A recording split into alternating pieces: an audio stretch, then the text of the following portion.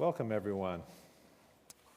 I'm Ken Benoit. I'm the director of the Data Science Institute and professor of computational social science. And I want to welcome you to this evening's event. We are very privileged to have Madhumita Murgia, who is going to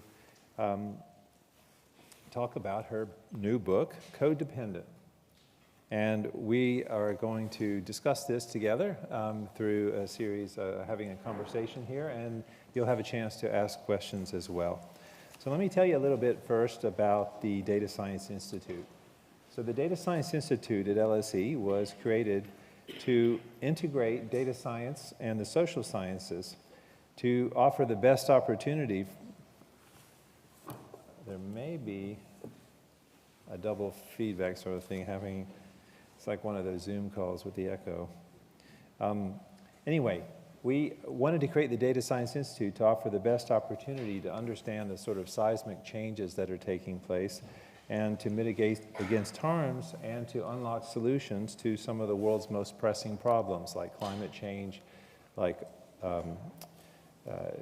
political polarization, and the challenges of health policy. This is why in 2020 we created the Data Science Institute at LSE to foster the study of data science and AI with a focus on the impact, on their impact on social, economic, and political considerations. That's what our talk tonight is an example of. This is one of the public events that we do at Data Science Institute, and I am going to introduce Madhu to you in a moment, but first I have a few operational things that we have to say at the beginning of every public event. So first of all, let me tell you that if you wish to use the platform formerly known as Twitter, you can use the hashtag LSEDSI. I would encourage you to tweet about the event, if that's what we still call it. I would also remind you that this event is being broadcast online via LSE Live and recorded, and hopefully a podcast will be available online subject to there being no technical difficulties. I would also remind you that, well, the running order for the proceedings, we're going to have a conversation, and then we're going to have a Q&A, and after that we're going to have a book signing, and you'll have an opportunity to purchase a book and have that signed by Madhu, and if you wish to meet her. Also, I would have to inform you that there's a fire assembly point, and this is outside of Pankhurst House and Fawcett House, aka the Towers. If you exit and turn left and go down through the gate there, that's the fire assembly point, which hopefully we won't need to use. Okay, so let's get to the crux of the matter and the reason that we're all here tonight. Not because you're here to hear me talk about fire exits, it's to hear about Madhu's new book, Codependent. Madhumita Murgia is the first artificial intelligence editor of the Financial Times.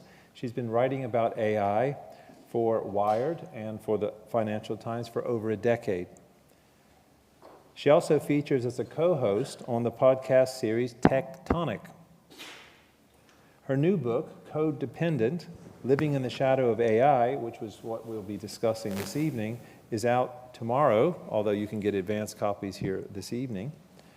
And I am very pleased to say, and this is breaking news, so we weren't allowed to announce before, this book has been longlisted for the Women's Prize for Nonfiction. Shortlisted now. Shortlisted as of the last 10 minutes. It was shortlisted today, longlisted previously, thank you. What is the book about? Well, that's what we're here to listen to, not me, but Madhu explain. Through the voices of ordinary people around the world, this book explores the impact of a set of powerful, flawed, and often exploitative technologies on individuals, on communities, and on wider society. I'm now going to invite you to tell us a little bit about the book and also what motivated you to write this book. Sure. So, as you say, I've been writing about AI for 10 years, and it started with a journey to find out what data had been collected about me online and the profile that's built up about each of us through our interaction with the connected online world. So I went down this series of rabbit holes. This was while I was at my first job at Wired, to try and rebuild a profile of myself through all of the kind of data crumbs that had been left by me through my browsing on the internet, the things that I bought, the social media that I viewed, and came back with this startlingly accurate picture of who I was, but also what I believed and what I would become, my behaviors and my tendencies in the future. So this is kind of what spurred me to understand data and how it was being used to build businesses. And since then, I've chronicled the financial and other fortunes of some of the world's biggest companies, which are built on mounds of data that we leave behind and that are collected. With this book, and every story always has to have a beginning. And I think for me, that was Carl Rissenek. He was the thing that started this book for me.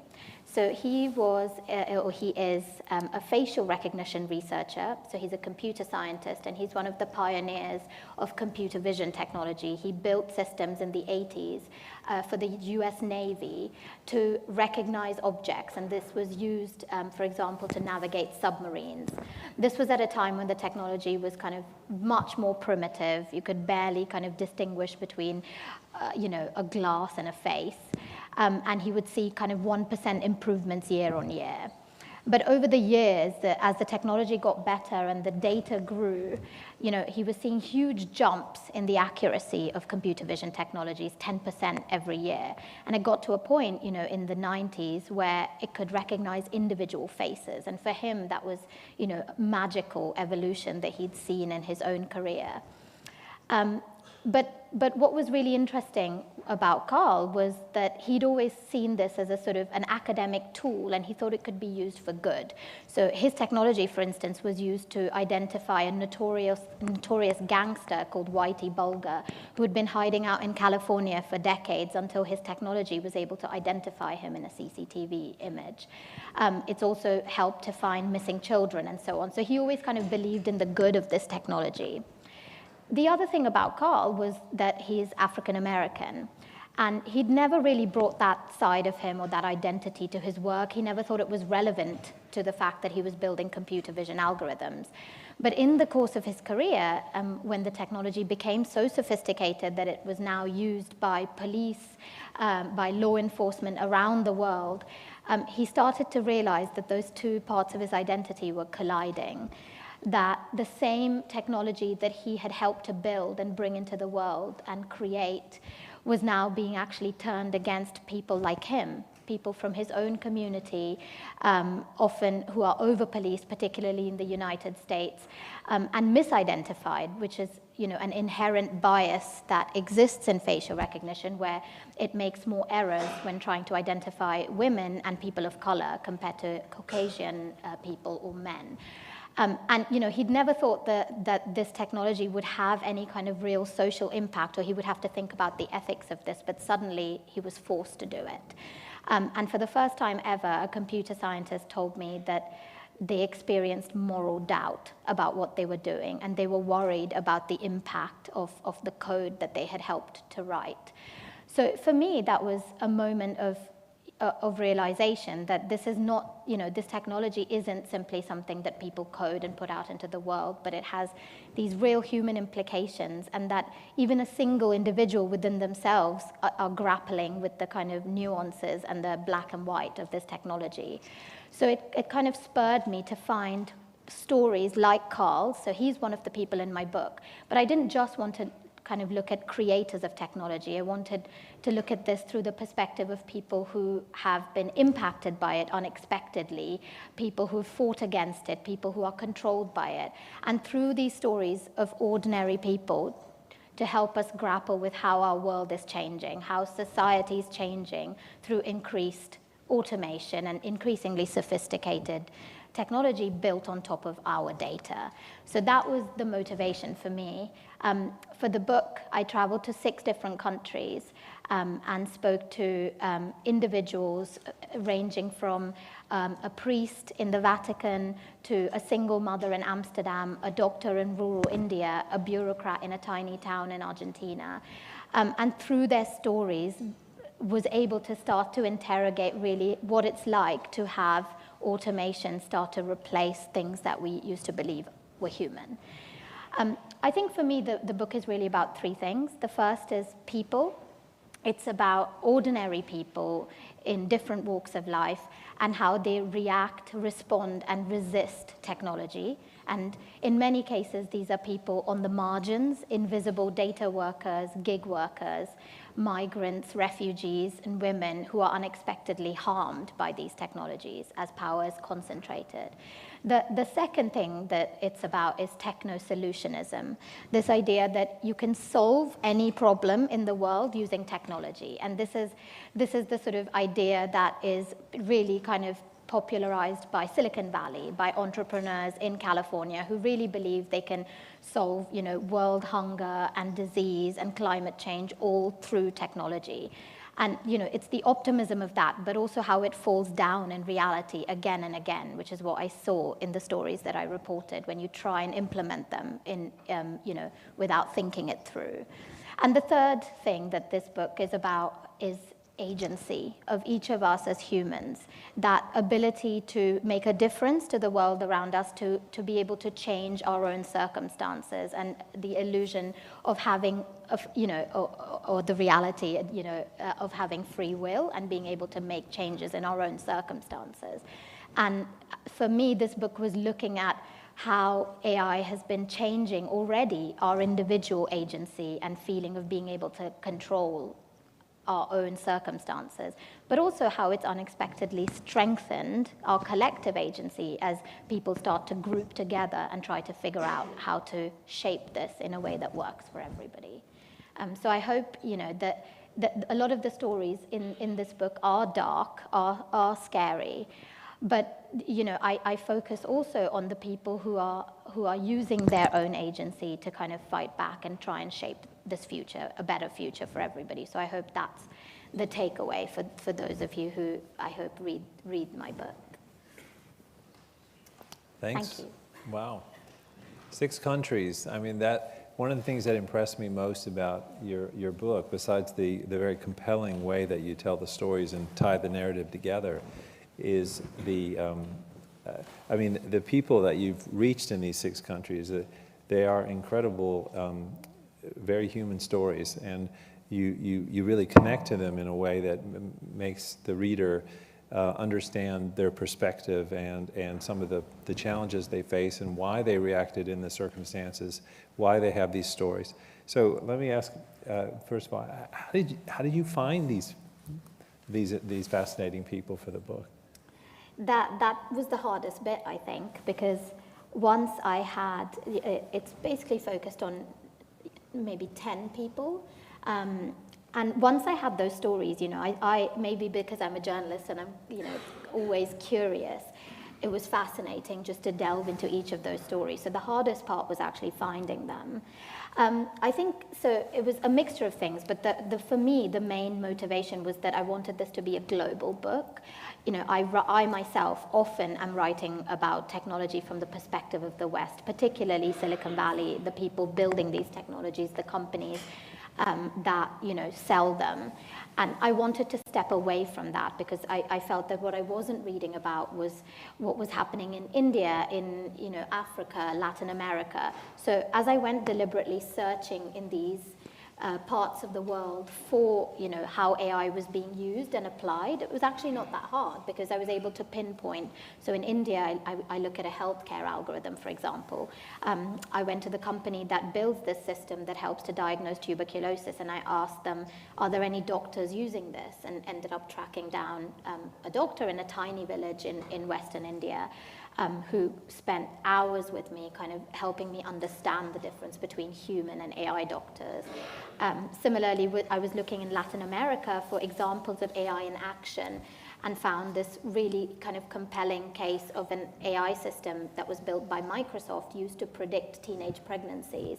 And there I managed to track down the bureaucrat who had implemented this in his town. And, you know, even though it wasn't the most glowing story about him, he welcomed me to his town and kind of really brought me into why he'd built this system and what ended up happening with it.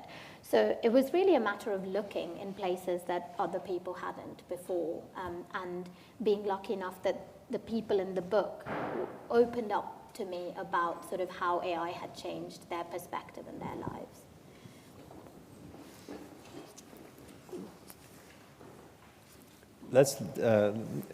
I'll mention something or give you a chance to explain something that we didn't talk about in your introduction, but you have a really interesting background in that you did a master's in journalism at NYU, but before that you were studying biology and immunology. And what made you make the transition from those topics into journalism? Yeah, so I started out as a scientist, and I've always been interested in health and disease in particular, which is why I studied immunology and worked on HIV vaccine development. But for me, what I've loved is to break down complexity and kind of bring stories of science and now technology, of course, to the wider world. And practicing as a scientist, you live in a bubble, you're at the cutting edge of the work, but it's very hard to also communicate. So for me, the joy of science was not so much in the doing of it, but in sharing it and kind of explaining it with people. So I decided to make the jump over from immunology into journalism and went to a program that was focused on science, health, and environmental reporting. And I think the book is kind of full circle with that, because we're at a time now when AI is seen so complex, it's so opaque, even to the people who build it. We don't understand really what is happening inside generative AI systems to an extent. And for me, I think kind of the most fulfilling thing is being able to kind of break that down in some way to make it more transparent, so that everybody who's going to be impacted by it, which is everybody in this room, can feel that they have a say and a place at the table and can engage with the topic rather than feel kind of locked out of the discussion or daunted by it. And that's kind of why I also wanted to tell the human stories, which I would have never got to do as a scientist. So, yeah. That's fascinating. Yeah, you're right that AI is like a black box, even to some of the researchers that have built the systems that process the vast amounts of data. And as you show or refer to in some of the passages, some of the stories from your book, some of the corporations and what happens behind them and internally, they have as much secrecy and as security as some governments might. So what happens inside those is like a black box. The Guardian article that reviewed your book that was published on Saturday starts with a question, what's in the box? Kind of a reference to a David Fincher film, but also a very apt question for what is in the box, what's in the black box. Let me touch on some of the stories that you referred to that are from the book. And some of the concepts, some of the themes that you use to illustrate them. And I would mention, by the way, it's one of the things that struck me most about the book that made it unlike any book about AI and the issues that we talk about in many guises, that made it really, really different, really refreshingly new from an angle that I had not read before, with the human stories that you tell. I mean, you illustrate the major sections of the book through these big themes, but they're told through very personal stories. So the impact that they would have at the end of a supply chain that might otherwise be a very remote or abstract process is humanized in a very direct way through the detailed stories that you tell about the people confronting the issues and their backgrounds and their histories and the choices they confront, and having interviewed them. So let me ask you about, so let's take one of the issues. So you talk a lot about the algorithms that have literally spread to the sort of decisions that make the difference between life or death, or freedom or incarceration. They, as you say, affect everyone's life and many parts of those lives. I was really struck by the story that you talked about just earlier when you talked about you referred to the woman that was in the village in Western India, Ashita. And she was using a product from a company called Cure, I think I pronounced that right, Cure.ai, and they had a diagnostic system for tuberculosis. Later it was finding predictions that were confusing tuberculosis predictions with diagnosis of COVID-19, because that was something new. You also recall how she had faced a malaria epidemic in 2006 when 300 people from her small village died, which is a very, very significant number given the small size of this, and how that tortured her at night, because she realized every day she had to make diagnostic decisions that could mean life or death, depending on what course of treatment she had to take decisions for. In other words, agency, this theme that you mentioned about agency. And I'll quote a passage from your book, if I may. You wrote, and you're referring to Ashita here, "She has never allowed technology, including AI, to usurp her agency as a physician. AI is designed to provide an answer in black or white. It lacks nuance. But," Ashita said, "I'm making nuanced decisions, moral choices as a doctor. AI can't do that." So this is part of the relationship we have with technology, and maybe part of the illustration or part of why you chose this title, this clever play on words, code-dependent or codependent. We have this unhealthy dependent relationship with technology, which in this case could produce a problem where if doctors find diagnostic tools to help them, AI tools to help them diagnose diseases that they might have missed otherwise as humans, eventually they could become reliant on those. And there are also systems where the economic pressures to process more and more patients could lead to a forced reliance on AI tools, or just downstream, some doctors losing the ability to make those diagnoses on their own. And that reliance, that codependency, could cause doctors to lose some of their agency as physicians. So, I don't know, that was a compelling theme, and thought maybe you could talk more about this problem of this loss of agency that we could face as a result of AI, either willingly or unwillingly. Yeah, so that came up again and again, because many of the places in which we're seeing AI already playing a role are places where we used to rely on human expertise. So medicine is a very clear example. We obviously rely on human doctors to train for many years, and then we kind of trust them to use the tools to then decide, to diagnose us and then decide how to treat us. And it's more than just kind of a transactional relationship with a doctor of tell me what's wrong with me and tell me what to do. It's a very vulnerable human relationship. This is why the bedside manner matters so much.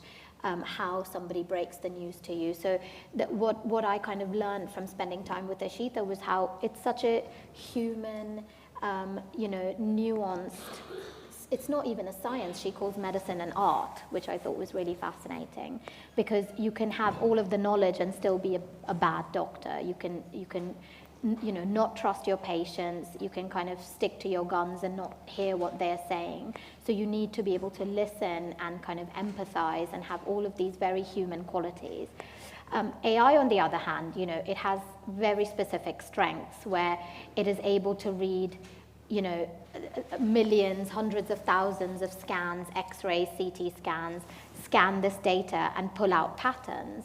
And it can scale up what, one very good doctor might be able to do. You can basically scale that up to hundreds of locations. You can take it to areas where you don't have any care at all. You can bridge, gaps in healthcare in parts of the world and even parts of the country where people are struggling to access care. So it's a wonderful tool in that way. But it has its own flaws. And in the question of agency, I think that the fear is that as new doctors start to qualify, they just start to become over-reliant on these tools because they no longer need to know how to read a scan because you already have an AI tool that does that. So with Dr. Singh, with Ashita, she knew, she was confident in her own experience and her abilities that she'd developed over years of doing this. She'd seen every type of tuberculosis walk in through her clinic doors. And so she almost helped train the algorithmic system. So she wasn't concerned necessarily about the agency of people like herself or doctors like herself, but she did worry about her students and the new generation of doctors. And we see this in, constantly when it comes to automation, right, with, pilots or, cars. The more complex and opaque these technological systems become, the harder it is for us to kind of, break them apart and take control because we don't know how they work any longer. So I think that a big part of kind of how we solve going forward, how, what an AI future looks like, is by figuring out how do we preserve the power of human expertise and experience. How can we introduce an AI system but make sure that there is a way to check it, to audit the outcomes, and to make sure that humans who've gained experience, lived experience or learned experience, kind of retain that power and expertise so that if and when things do go wrong, as they're likely to, because these systems are fallible, they're far from perfect. There's inherent biases and there are statistical, you kind of teach data science, you're never going to get the correct answer every single time when it's purely a statistical system.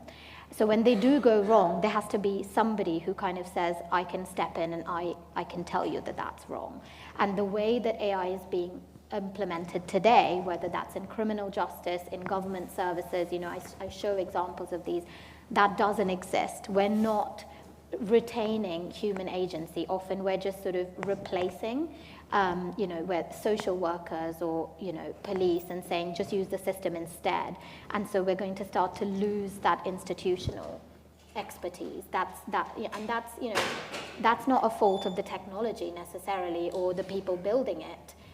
But that's really kind of the work that governments and the people implementing these systems that we all should be kind of thinking about as this increasingly becomes embedded into our society.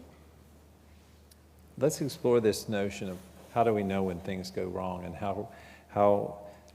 I'm interested in what tools that we could say the public, but also we as experts, what do we have to counter, for example, biases built into algorithms? And I'll point to the convincing story you tell about Zayed in Boston. And he was the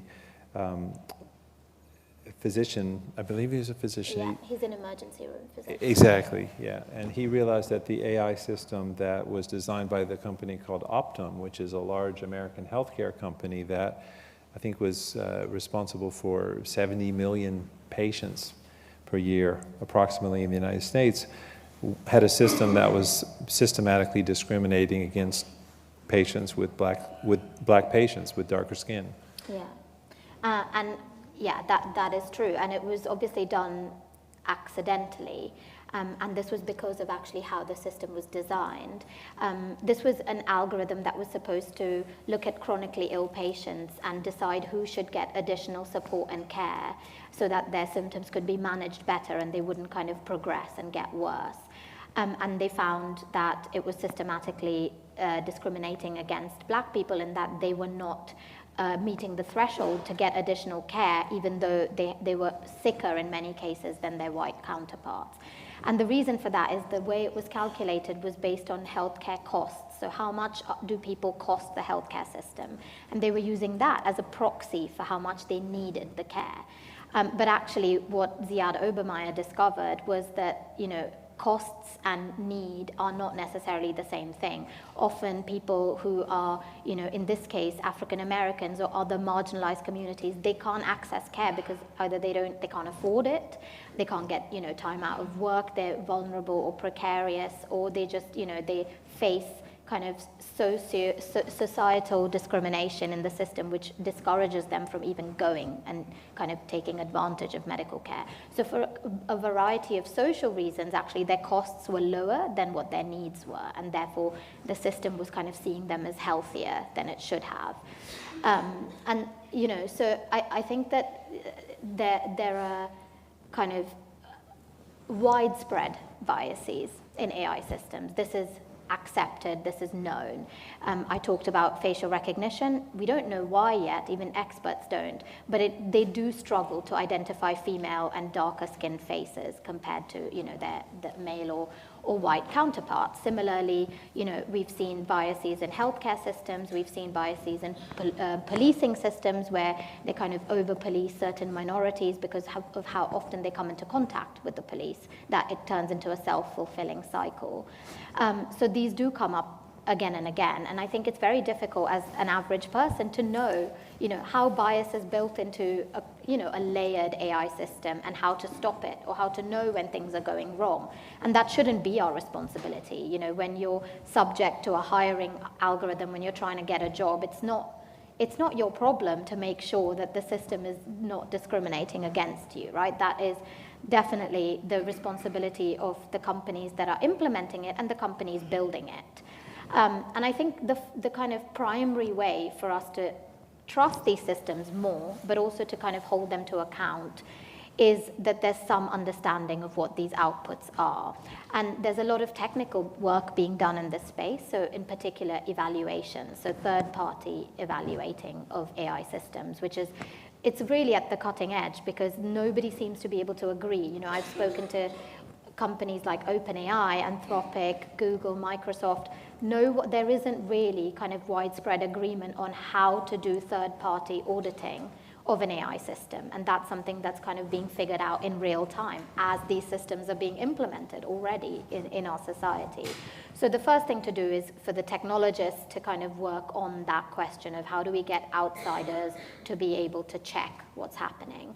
And then the second part of it, to kind of improve trust of us and for us, is that there are regulations to ensure that if you are using a system to, you know, give somebody a job or admit them into a university or decide if they should get insurance or whether they're eligible for benefits, you know, things that are really life-changing, that you do have a human alternative to the algorithm. And this is kind of part of some of our current regulation, like with GDPR, data protection. You have the right to ask for human review if you're not sure that the algorithm is giving you the right answer. But this has to be enforced as the systems become much more consequential in our lives. We can already see AI kind of exploding around us in work and in so many other aspects, and we need to know through regulation that there is somebody who is providing, there's an appeal system and an alternative.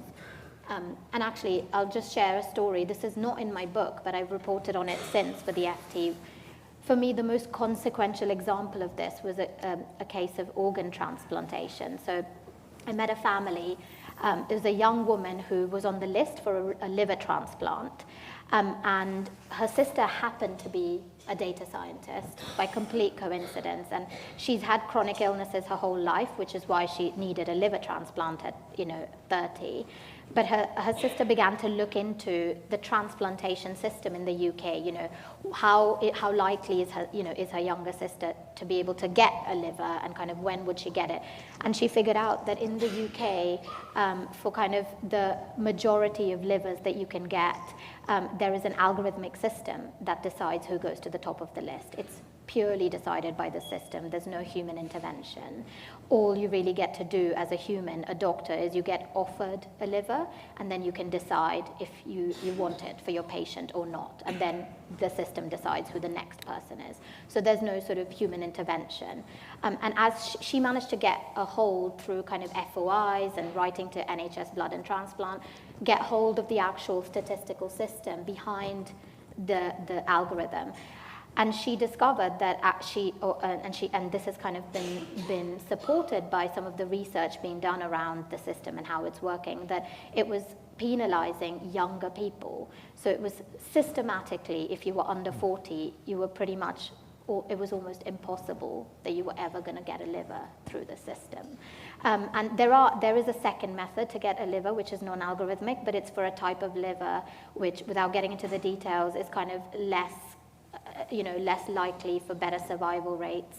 And there are fewer of those types of livers. So for the kind of majority of livers in the UK, you're going through this algorithmic system. And the reason for that, again, was that the system was trying to reduce mortality on the waiting list. So how could we have as few deaths as possible on the waiting list? And to do that, it was giving preference to older people because they were more likely to die while being on the waiting list. But it meant that they were systematically discriminating against younger people. And so, these are the types of decisions that when you're faced with, you really just want a bunch of human experts to come in and be like, yeah, this is wrong, and, she is going to die on this list, and we should find an alternative way that gets around this algorithm. You want a human voice in there, which they spent, months fighting NHSBT on this and never got anywhere. So that's just a kind of very consequential example of what happens if we don't have, human alternatives. There's, we talked about the black boxes before and how peering inside may not even be possible. And one of the, and it may not be possible for experts or for individuals. That this sounds like the algorithm for the organ transplants was sufficiently transparent that it could be analyzed for that. This notion of control, of trying to hold algorithms accountable, it could be extremely difficult for many people. And that was one of the things I think you, in the story in the book about Pablo, who was in the city of Salta in northwest Argentina. It's a city where I think 40% of the population is below the poverty line, and a quarter of babies are born to teenage mothers. And this was a story about how they had enlisted the local governor, and he, as a bureaucrat and as a technologist, had enlisted Microsoft to do a study to try to figure out an algorithm that would help detect the causes for this and then implement policies or suggest policies that might reduce it. Through predicting the individuals that were likely to, I think, become pregnant. But they gathered a lot of data, and then the political governors changed, and then it wasn't implemented. But one of the things that Pablo said, I think you reported, he said, well, people, if we tried to explain the algorithms, he had a system, a rival system. He said if we tried to explain it, people wouldn't understand it anyway. Right? And that's possibly it's a pessimistic statement, but it's probably, in many cases, true. When we talk about things like the machinery of the sort of deep learning models, of the architectures that are used for these very deep artificial neural networks today, it's not even possible for researchers necessarily to understand their operation. I deal a lot with natural language processing, for instance, and large language models and their operations. And I have been to presentations for people from OpenAI, for example, and one thing that you can't get them to talk about is something that you do mention in your book. The company called Sama, they do content moderation, and that's the big thing that they have to do, content moderation for companies like OpenAI, you mentioned, and Meta or Facebook. Accountability comes from having your basically alienating your customer base. And if your product starts becoming a Nazi chatbot, as happened when Microsoft tried something on Twitter a couple of years ago, or if it goes a little bit crazy like ChatGPT did about a month ago, I think it basically just started producing nonsense for an afternoon, and then they fixed it. So if we wanted to, accountability could just be a question of not harming your product and your bottom line and your customers. But that's a little bit depressing because the pathologies of that sort of capitalist model might lead you to cause harms to marginalized populations or people who aren't your constituents or your primary market, people further down in the supply chain. I guess that's part of the story that you're telling when it comes to this notion of accountability, and the story being that the people who, for example, in the story of Daniel from Kenya, who worked at this company called Sama, who was suing Meta for unfair dismissal because of the conditions as a content moderator, and that he had been asked to sift through and label images that were so disturbing that it said after 1 year of working under conditions for £1 an hour or £1.80 per hour with very few breaks, he had to witness images of human sacrifice, of beheadings, of child abuse, basically for content moderation, because those are the guardrails necessary to deliver that product in a saleable way to their main customers. Yeah, I think there's a lot of hidden labor in AI in particular, and that's something that I was surprised at how invisible that was to most people. You think of the technology as being automated because it's supposed to be intelligent, it's supposed to replace us and come for us, and so you assume that it's self-learning, right? But it absolutely isn't. At the moment, even the most sophisticated language models, chatbots, ChatGPT, they learn from labeled examples, really, largely. And to do that, you need some person or hundreds and thousands of people to label that, whether that's snippets of text, images, videos. People are labeling objects in videos, spending 8-9 hours a day labeling single hours of driving videos to help us have self-driving ability in our Teslas, for example. So for me, the fact that this entire workforce existed and nobody really knew where they were, how they were involved, and not even they were aware in many cases of where they fit into the supply chain here.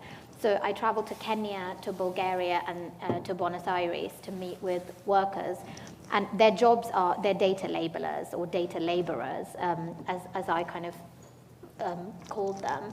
And it wasn't necessarily that there were terrible conditions. I think the content moderation Ken talks about is different. It's very traumatic because that's kind of labeling the worst of the internet, and I think that's a separate kind of issue.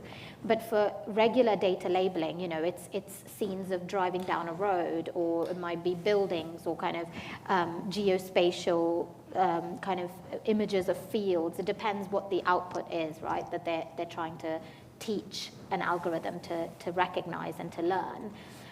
But so it wasn't necessarily kind of bad working environment, but in so many cases, there was so much lack of awareness of how they fit into what's turning into $1 trillion industry. We see reports constantly from the likes of McKinsey, BCG, Goldman Sachs about the sort of upside of this technology, right? It's going to supercharge our productivity. It's going to, inject all this money into our global economy. It's trillions of dollars going to come out the other end. And yet on this end, you have many of the people that I spoke to were living in slums, in informal settlements, who were, earning a living wage for where they lived. And, it helped to pull them out of poverty in many cases, as any job will, right? It was helping them to send their children to school, to kind of not, have to work in manual labor and so on.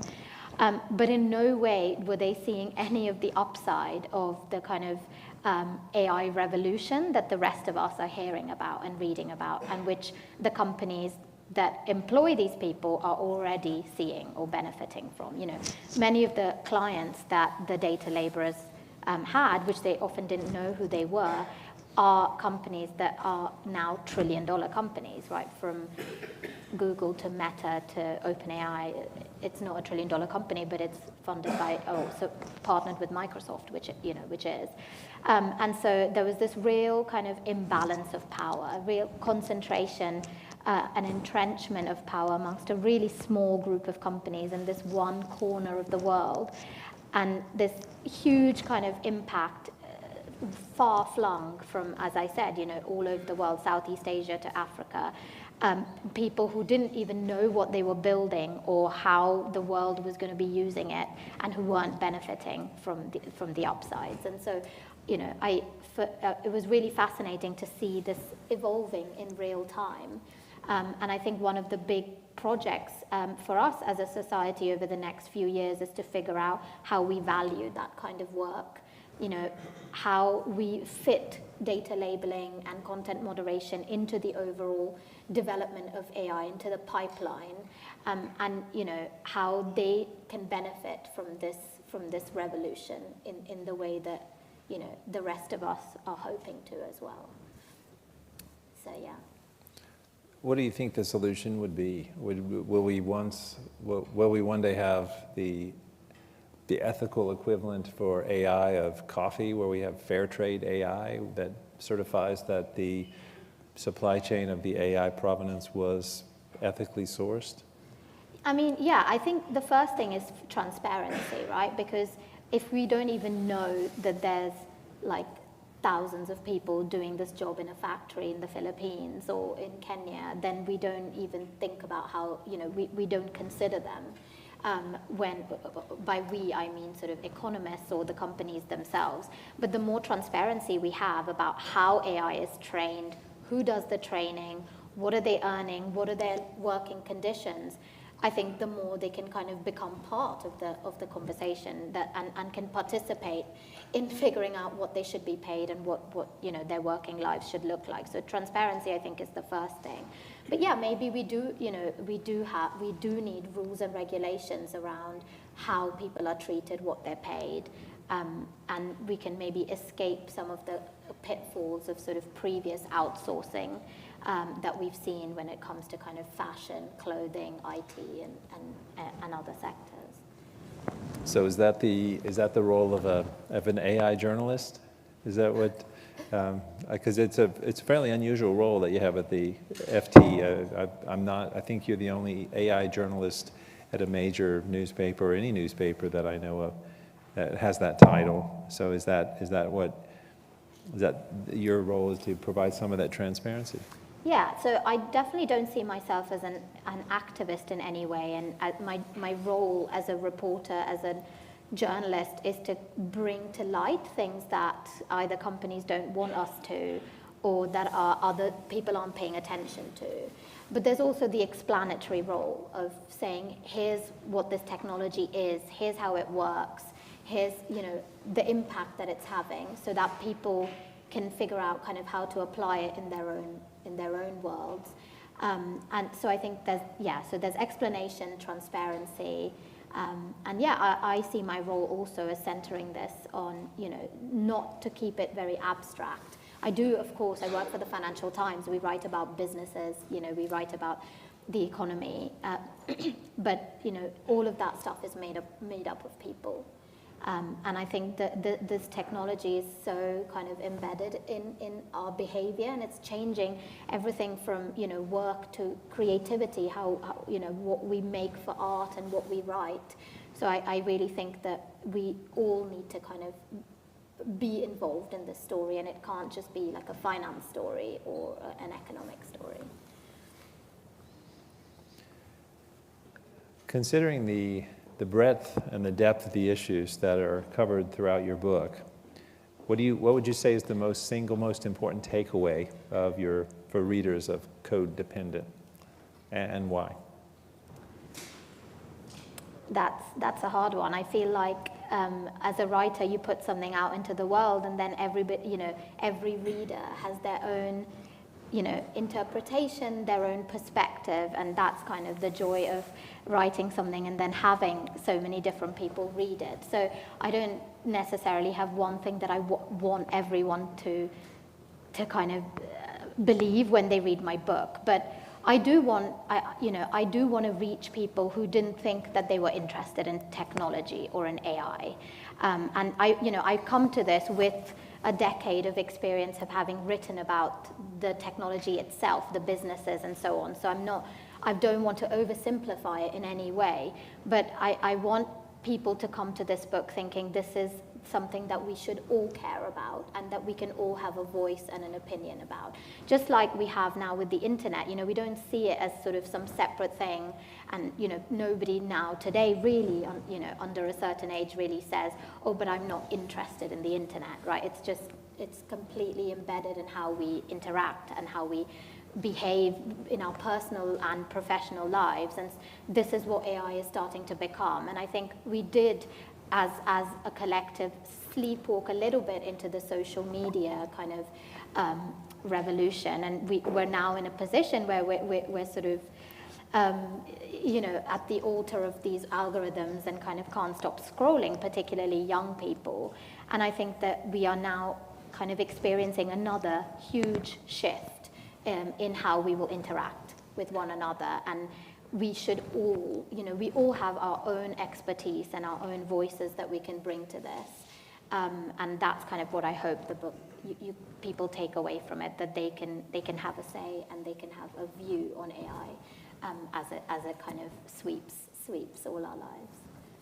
I think that's a great point on which to open up questions to members of the audience, because I'm sure that they have a voice and something to say about these topics, and we have a good amount of time for the questions. So we're going to take some questions, a mixture of questions from the audience here, and we also will have some online questions. So if you're online and watching this and you're live, you can put your questions and they'll be filtered to me and show up here. So why don't we start here in the front row? We'll start with you, sir. And you will need, I encourage you to mention, you introduce yourself briefly if you'd like. Thank you very much.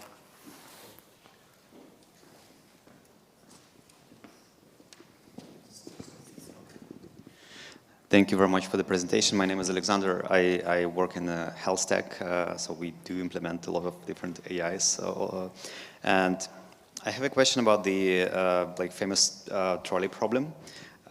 When it originated 50 years ago, it was like a thought experiment, and yet as we speak, someone is training the ML model, and someone has to decide, right, or train the model, then it would decide how to behave in this situation.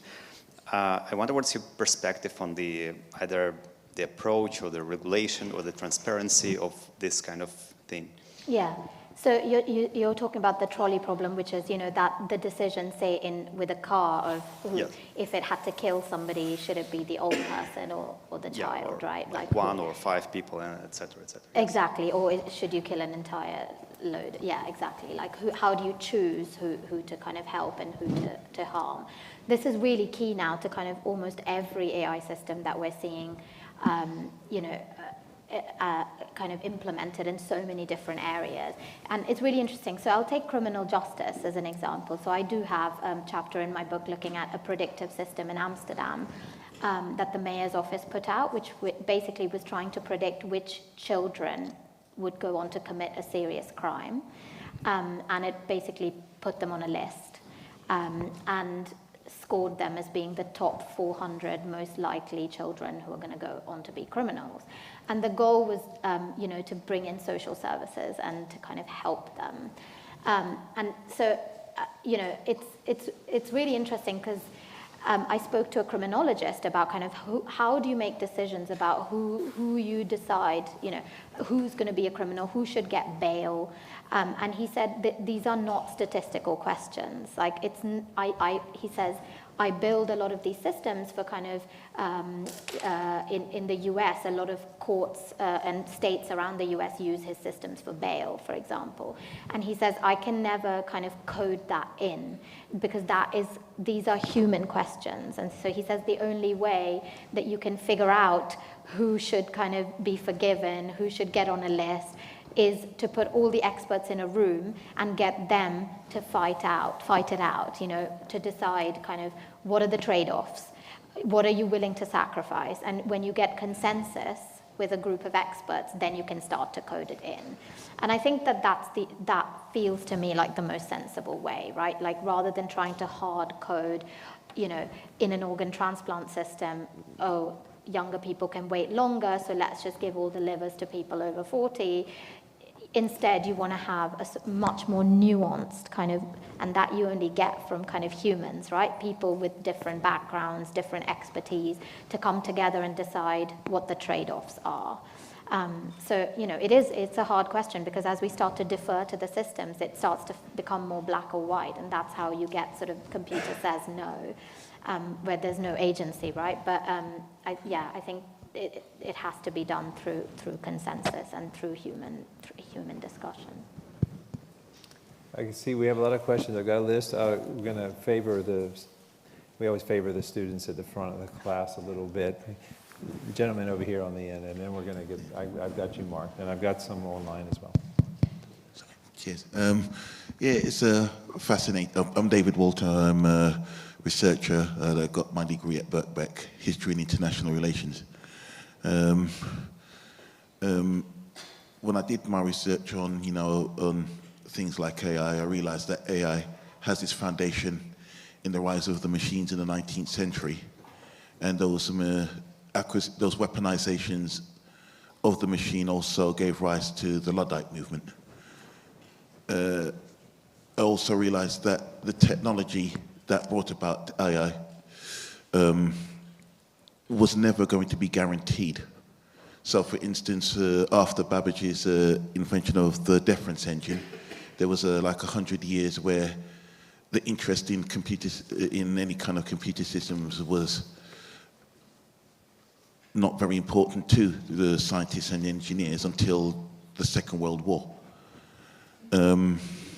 How do you know? I mean, it's a very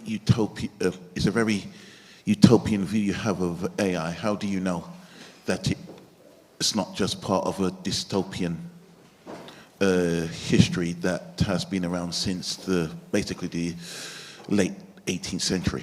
Yeah, I think if you read my book, maybe you wouldn't still think I have a utopian view of AI. I think maybe I think the reading of it has been that it is very dark, and I think I see my view as more realistic. And if you look at how AI is impacting people in the world around us, I see a lot more harm than good. So I don't have a utopian view of it at all. But I'm naturally an optimist, and my early years of journalism, I worked at a magazine which was all about celebrating innovation and techno-solutionism, entrepreneurs, and kind of fixing, incumbents and disrupting the kind of the big guy. And so I do still hold some of that optimism. And so for me, I hope still that the technology and the power that it has can be used to solve some of kind of, like healthcare for me is kind of the most important problem that I think it could solve. Science too, as a way to kind of increase our knowledge and understanding of the world. But I think if we don't change how this is implemented, it is, as you say, going to multiply all of the historic inequities that we've seen before with the Industrial Revolution and so on.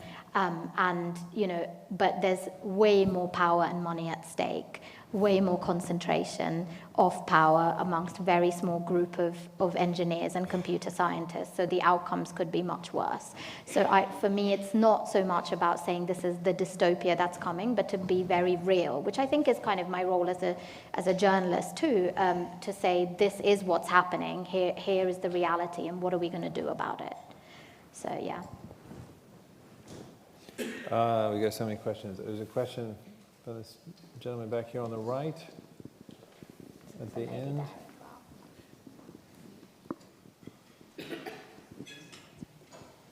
Hello there. I'm a former law enforcement intelligence analyst. Over 20 years ago, I used to teach in training courses the John F. Kennedy case, partly because we got free software for it, so it didn't cost us anything. And even then, I noticed a disturbing tendency for people to rely on what we now call data in a system, rather than asking questions first. My question is, who is reacting and noting your book, and who is ignoring it?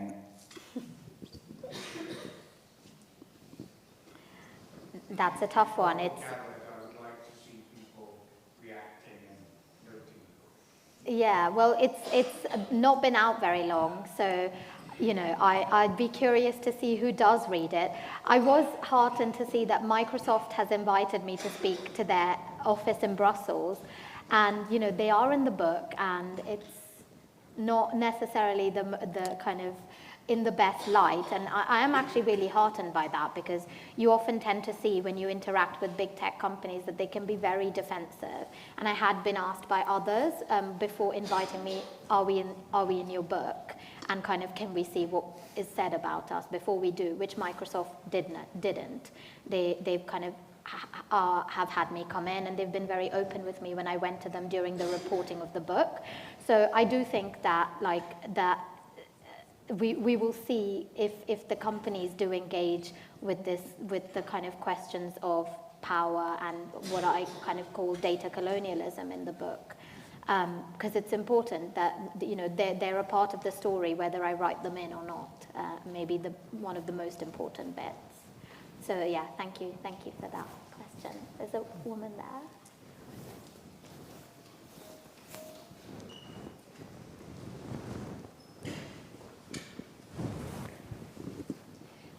Thank you very much.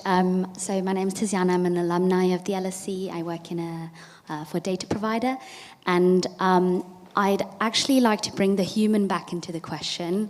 So AI is a field which is dominated by men and white men. And I want to ask you how it is for you to be a woman in this field, and share a little bit on your experience. I feel like in my field, I need to work harder if I want to convince people. And a lot of the people I need to convince, the decision makers, are men. And I always need to prepare better and do better. And I want to ask you how this has been for you, and maybe also what the field is losing by excluding women or being less accessible to women. Thank you. Thank you. I think one of the motivations for me to write the book was to bring in readers, as I said, who don't traditionally think that they have an interest in technology or in AI. And it's not that I've specifically used this method of reporting on people in order to reach women, but I think that's who I am.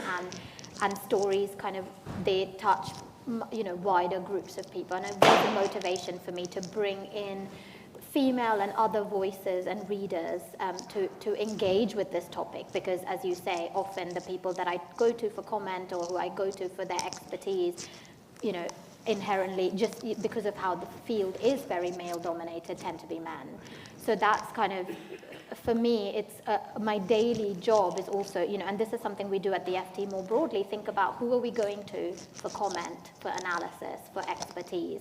And we often just tend to kind of default to the same people we've done before, or to the most kind of visible people, which often tend to be male experts. So I think part of what I try and do, and what we're trying to do more widely in our newsroom, is to take the time to find the expertise that isn't just the obvious one. And there are many female experts in AI, both kind of machine learning, scientists, but also those who work on ethics and the social aspects of it, but also people building these products, and it's about finding those voices.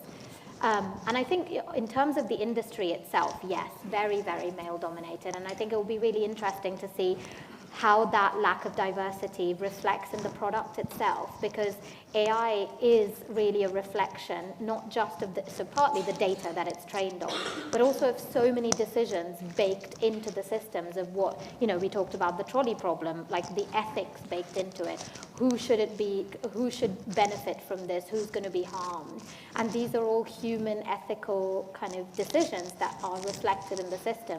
And if we want something that reflects all of us, then you need to have engineers, ethicists, of all genders and from around the world to kind of build a more, not just inclusive system, but a system that's reflective of all of us, if it's going to be used by us all, right? So I think that's kind of really important for the development of AI.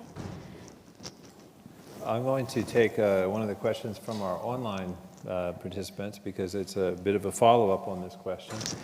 This is from Professor Sonia Livingstone, who's a professor in the LSE Media and Communications Department. She asks if we might be placing too much faith in human decision-making, and the idea that if we got experts in the room and had them give an opinion even on an algorithm or AI, or whether even before the advent of AI, are humans and experts really so unbiased? Are they not also the products of class, gender, and the biases that have been part of society for so long? Yeah, so I hear that. I hear that a lot, and I get it. And I see why people bring that up. Of course, humans are biased. And bias is not even necessarily a bad thing. It's just how every person brings their own lived perspective to the table, right? That we're all inherently biased because of all of the things that shaped us, that bring us into this room, that affect every decision we make. So, and of course there's systemic racism, there's sexism. We know that human beings relate better to people who look like them. When you have hiring systems, we know that people kind of feel more of a connection to somebody they have something in common with. And so yes, there is bias amongst humans. But kind of my take on that is, because we're all human, we all start from the same position of understanding. We know where we stand. We kind of understand what those biases are, and which helps us to legislate against them and so on.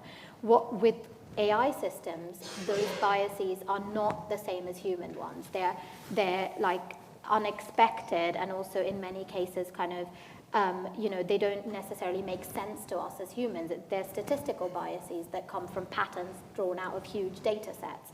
So sometimes the kind of biased responses that we see out of AI systems, we wouldn't even necessarily know to expect as humans. And the other issue is that they get scaled up so much more quickly than human bias, right? You can have a biased judge or a biased employer, but they aren't, their views aren't being integrated into a system that affects millions of people. But with an AI system that you can roll out at scale and speed, you're kind of multiplying that at a scale that's very different to humans. So I think it's not necessarily like, oh, humans are biased and therefore AI is better. I think it's a different set of issues that we have to kind of perceive differently. Thank you. We had a question back here. This gentleman with his hand up on the left side would take a question from this section. Thank you. Martin Thompson, former generalist journalist. We talked at the beginning about facial recognition systems. To me, and perhaps to you and others, this is one of the more dystopian, you might say, post-Orwellian aspects of AI implementation. I have heard of projects within Chinese cities where AI-generated facial recognition systems are used to create a system of social credit, whereby your facial expressions are actually monitored, and if you are seen to be giving the wrong kind of message through your facial expressions, this will count against you, and conversely, if you're looking happy at your desk working away, you will be given actually benefits, physical, tangible benefits. I mean, I'd be very interested to hear more about your thoughts on that. Yeah, there was a really interesting piece actually today in Rest of the World, which is a great online publication that reports on technology from outside of the West, which I would highly recommend. But it was about sort of how facial recognition is changing the nature of protest around the world. And this is something that I talk about in my chapter, which kind of focuses on Carl and his moral dilemmas, but looks more broadly at how facial recognition has spread. And it's not just in China. I think China is one very dystopian example of how you can, if you kind of connect up all the dots, you can track people and catch them in a dragnet of surveillance. And you are seeing that particularly in Xinjiang with the Chinese authorities trying to kind of focus on the Uyghur Muslim population in particular. But it's not just there. Here in the UK, facial recognition is now being used by the Met Police across London, across other parts of the country as well. They have a watch list of people, and they kind of roll out these vans now every so often in Oxford Street and Notting Hill and so on, where they're searching for people, scanning everybody's faces in the public. It's been used during protests. It's been used during Notting Hill Carnival.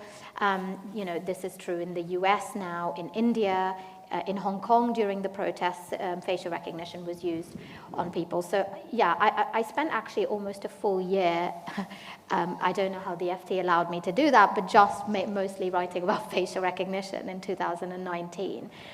Because I just found it so fascinating how we were kind of sleepwalking into like a sort of global reality where this was just becoming par for the course. And it's not just governments as well. So here in the UK, I met with the owner of Gordon's Wine Bar, which is the famous bar in the Embankment not far from here.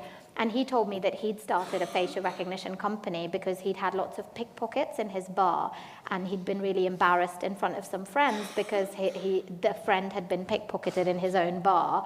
And so he put up these cameras and started developing technology to essentially catch pickpockets in Gordon's Wine Bar. And there are examples. King's Cross, for example, is owned by Argent, which is a sort of private landlord for the whole area. They had cameras out just in public around King's Cross, which was a story I broke, scanning faces of people. So there's a real blurring between the public and private sector as well, with this under the guise of security or convenience, but regulation hasn't caught up with it because there are lots of kind of exceptions. And it definitely changes the nature of sort of believing that you're anonymous in a crowd when you walk outside. No, you kind of walk around knowing that nobody knows who you are. Therefore, you can be part of a protest or whatever it is. But now that no longer holds true. And that worries me, what that means for us as we kind of inhabit public life. I'm going to take a question from our online audience, and then we're going to get to some more here in the live audience. So this is a question from Garima Chowdhury, who worked with us last term in one of our courses teaching data science at the Data Science Institute. And she's interested in your experiences working as a journalist, and your work around AI. And she asks, what would be the definition of success for you as a journalist in the world of AI? Yeah, it's interesting because now with generative AI, you can see that it's able to do a lot of the things that supposedly journalists do, right? Which is summarize information, write stories, headlines, and it is hard to kind of avoid the question of, can it replace journalists? I haven't been too worried about it so far. I think that's very human, right? We have the hubris that allows us to go around thinking everything's going to be fine. But I do think that there is a difference between what human journalists do and what AI could. And I think success for me as a person and not a machine is being able to, and I think I said this previously, bringing stories to light that people would otherwise prefer not to. And I don't think that AI can yet do that. It can make sense of information, it can explain, it can break down. But I think like going out, connecting the dots, and kind of, investigating into areas where you meet huge resistance, that is the true power and value of kind of good human journalism. I really like that answer. Let's see. How about you here, the woman with red hair there? Hi. I'm not in this field or sector at all. I work for the Refugee Council. But thank you so much. That was so interesting. And I was just wondering about your point about data colonialism. We talk so much, I guess, at the moment about the declining influence of the US in sort of global politics. But obviously you focus so much on how so much sort of the AI world is concentrated in Silicon Valley in the US, and when it comes to these big supply chains, a lot of the people at the bottom of those supply chains are in places like India, Africa, and so on, even when it comes to data labeling, this kind of thing. And I was just wondering how much you felt, therefore, that with so much of that AI, those AI companies, power, money, influence coming out of the States affects America's global standing? I guess that's quite a big question. Yeah. But just wondering, yeah, from a sort of leveling up perspective, whether we're also seeing other big pockets of power when it comes to AI emerging elsewhere as well to rival that sort of Silicon Valley pole positioning, if you like. Yeah, no, that's really interesting. I mean, one of the things that came out for me through the book was that in many cases the companies are more powerful than governments.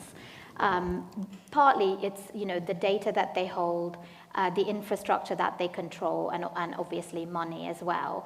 I spoke to a Mexican data analyst or ethicist called Paula Ricarte, and she said during the pandemic, you know, Mexico couldn't even do its own sort of COVID-19 messaging without the help of Google. They needed Google to kind of figure out how it was spreading and kind of how they were going to counter that, because they were dependent on the sort of infrastructure provided by Google. This came up again in India, you know, where much of the government's infrastructure is based on Amazon Web Services and kind of Microsoft Azure. So increasingly, these companies are becoming state-like in the reliance that governments have on them, but also you know, in terms of like their direct access to citizens and to people around the world, and how they can directly influence us through the products that they sell us and that we use.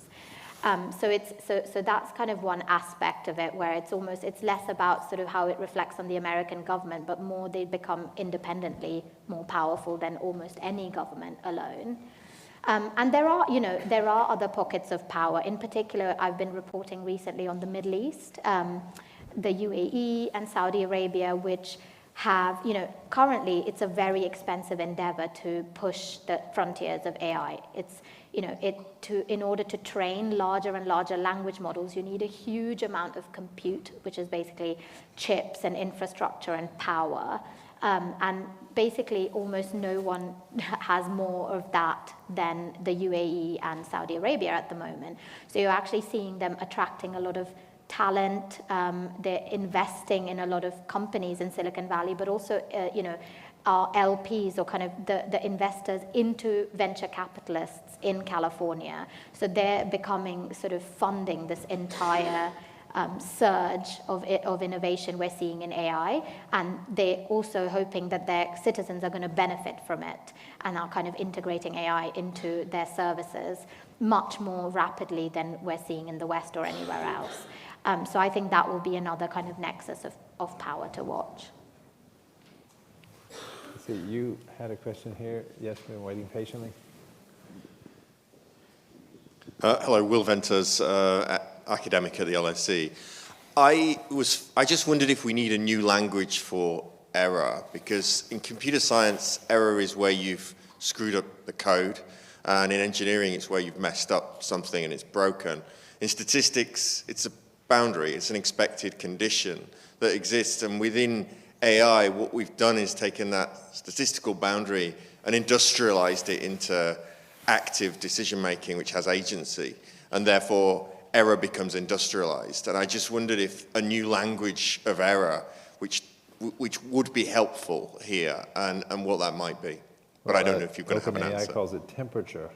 Right? Sorry? Hallucinations is the best one. It's like an anthropomorphism. Is the margin of error. That's what they call it.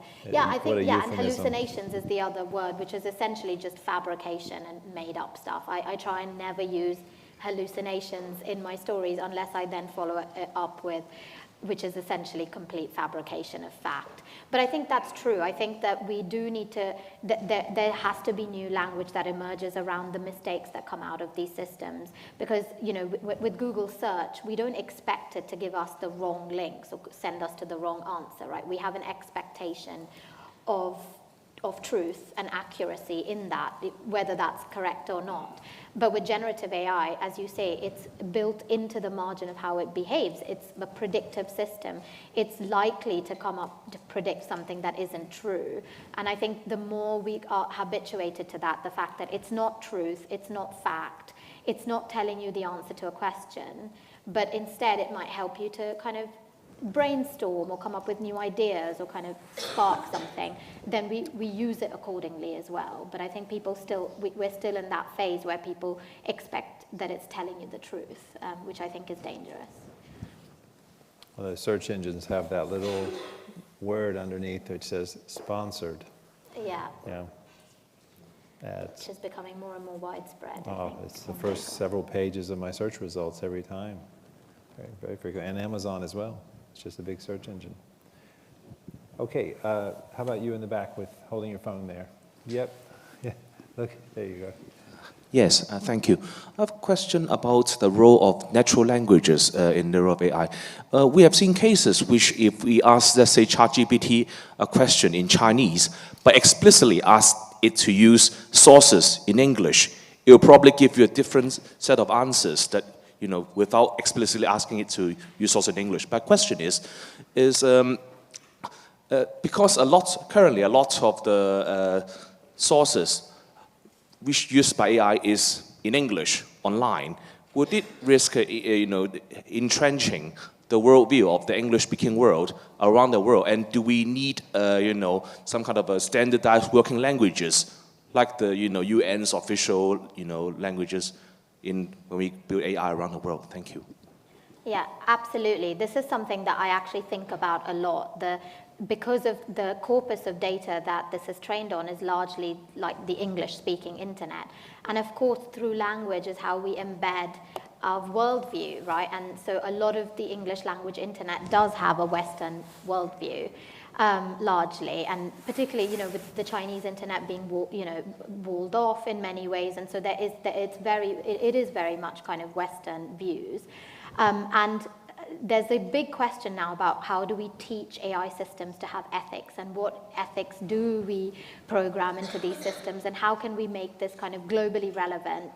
But I think nobody has an answer to that yet. Like currently, I think Anthropic and OpenAI, they have something called a constitution, which is made up of things like Apple's terms of service and the United Nations principles. So they've kind of brought together what they think are kind of representative of global ethics and created a constitution that their language models follow.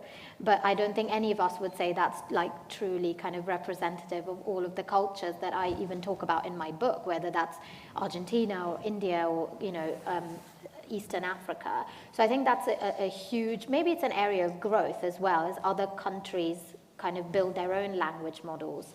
But for now, the biggest and most powerful ones are Western. I spoke to an interesting Harvard academic the other day, and we were talking about personal AIs, the kinds, people are using this a lot now as therapists or as relationship coaches, or even in some cases as friends to just talk to. And his concern was that increasingly the whole world starts to kind of move towards a very kind of westernized view of relationships, even if you're going to start to use AI systems as friends or partners or mentors. And he was worried about how that might shape kind of younger generation of people. So I think, it's a kind of a really live issue. We've got time for a couple more questions. How about you over here? Thank you. My name is Alice. I work in consulting. So I wanted to go back to the human element a little. A key concern in AI is about the automating away jobs, whether partially or fully. And I know that jobs for most people is a very key part of their identity. When we stood up and introduced ourselves, we gave our names and our job titles. It defines our way of living, the types of social circles we have, the way we think. It's also a key indicator, not the only one, but of our contribution to society and how society values us. So going back to the question on the screen, what does it mean to be human in a world where our jobs no longer exist? Thank you. Yeah, I think, the kind of first level of that question is, what happens if we all lose our jobs? And there's a fear element to that for sure. And I have, I reported about voice actors in particular, and I spent time with some of them. And, these are people who, which I didn't even realize, they voice background voices in Netflix shows, of course, adverts, audiobooks, and these are people who are trained to do this job. But you now have AI systems that can approximate, they're not as good as them. They don't have the range and the breadth that comes with being a trained voice actor, but they're cheap and kind of not too bad alternatives. And you're seeing already, I saw a tweet today, a woman had posted an email she got from the BBC, which said, hi, we've now received approval at the BBC to use AI-generated voices, so we will no longer need your services, Susie. And that was the end of the email. And she was, she tweeted out saying, this is brutal. So I think there will, in the short term, we are going to kind of experience that, there will be short-term pain for sure when as we start to replace, and I think the next stage of that is, as you say, like who then are we and what do we do?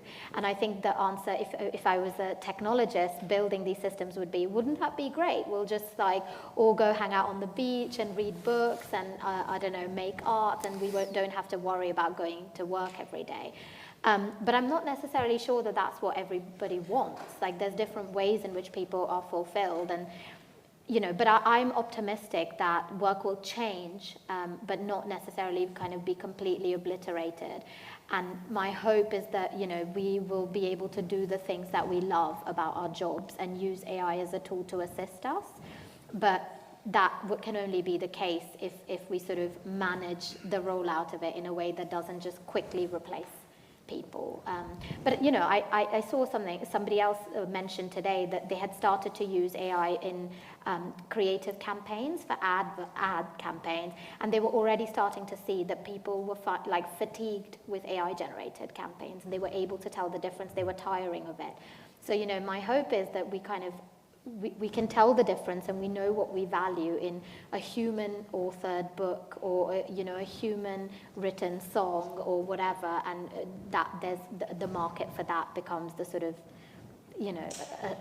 like the kind of higher quality market on top of the sort of AI-generated stuff. I think we have time for one more question. I think we're going to go with this gentleman here in the middle. I'm currently a sixth former, and I kind of aspire to be a journalist. And I'm wondering kind of, because anytime I really say to people, I want to become a journalist, they always tell me, oh, it's going to be hard due to AI. How do you think that AI affects journalism? Yeah, it must be scary to try and come into something where you can already see how AI is changing it. I mean, I think I'm going to have to be really old school because I've done this job now since 2012, so it's been 12 years I've been a journalist. And I think that there's always going to be places and publications that are going to value what you can do, which is be curious, go out and find the stories that nobody is telling, and inform, entertain, and kind of delight people. And I think no matter what what AI can do when it comes to kind of writing or kind of giving us information, there's always going to be room for human storytelling, in my view. I'm biased, being one of them already, but I would say that like, we're never going to not want to hear stories told by other humans that we can relate to. So keep at it. I think those are 3 excellent words to end on. Be curious, inform, entertain. I want to thank everyone for coming out in person, not doing or attending live online, because these are live human events with live human questions, not AI-generated questions. I want to thank you for coming here to the LSE this evening, and thank the online audience. Thank you to the online audience for watching. I would also mention that if you are just a short plug for a couple of the upcoming events from the Data Science Institute. If you're interested in how AI and how the LSE is responding to the AI revolution, we are holding a 2-day public symposium on AI and the knowledge economy in May. This is part of our collaboration with the Data Science Institute at Imperial College London. We call this DSI Squared. It's about how users, organizations, and policymakers can make generative AI a force for good. And that's exactly what we try to do through these events, and through the mission of our institute is to, to paraphrase the motto of the LSE, for the betterment of society. Our symposium will take place on the 20th and the 21st of May, and you can follow the DSI on social media for more details, which will be announced extremely soon. So the last thing I'll say is that you can purchase the book, which is for sale outside on the table. I strongly encourage you. It's a great read. You won't be disappointed. And afterwards, what we're going to do is, after you've purchased the book, you can come back in here where Madhu will stay if you would like her to sign your copy of the book. We're not going to do it out in the atrium because it would become too crowded very quickly. So thank you all for coming, and I hope to see you again.